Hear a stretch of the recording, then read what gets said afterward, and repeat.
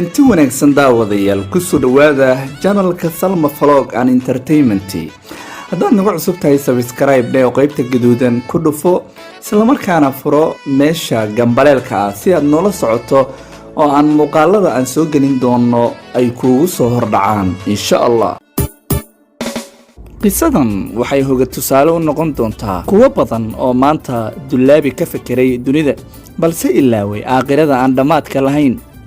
4 sano ka hor 2016 taariikhda bisha saddexaadna ay ku beegneed 16 waxaa qarax uu ka dhacay magaalada caanka ah ee Basra dalka Ciraaq.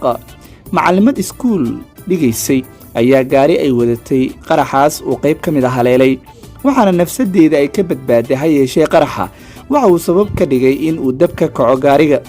Macalimada oo magaceedu ahaa Khadiija ayaa si halhaleer ah uga soo booday gaariga iyadoo holac dharkeedii uu ka baxayo. qof marxaladaas ku jiro way adag tahay inuu is ogaado waxa uu markaas joogo.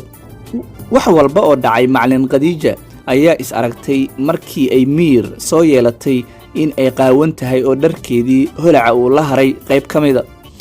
inta ay soo carartay ayay ku soo laabatay macalimada gaarigii oo weli holacay oo daaqada inta iska furtay isku xirtay sidaas ayayna ku geeriyootay oo aan laga gaarin in la badbaadiyo.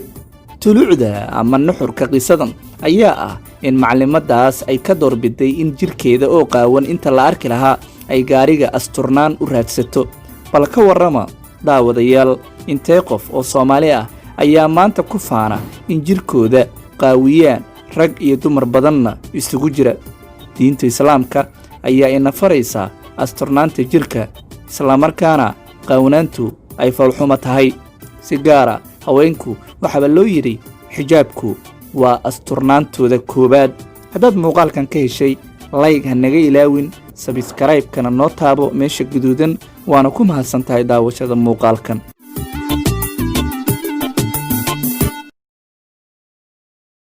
daawadayaal intaasaan ku soo gabagabeynayna muuqaalkan oo aad ka daawanayseen channelka Salma Vlog and Entertainment. intaan muuqaalkan mid la mid isku arki doono sidaas iyo nabadgelyo.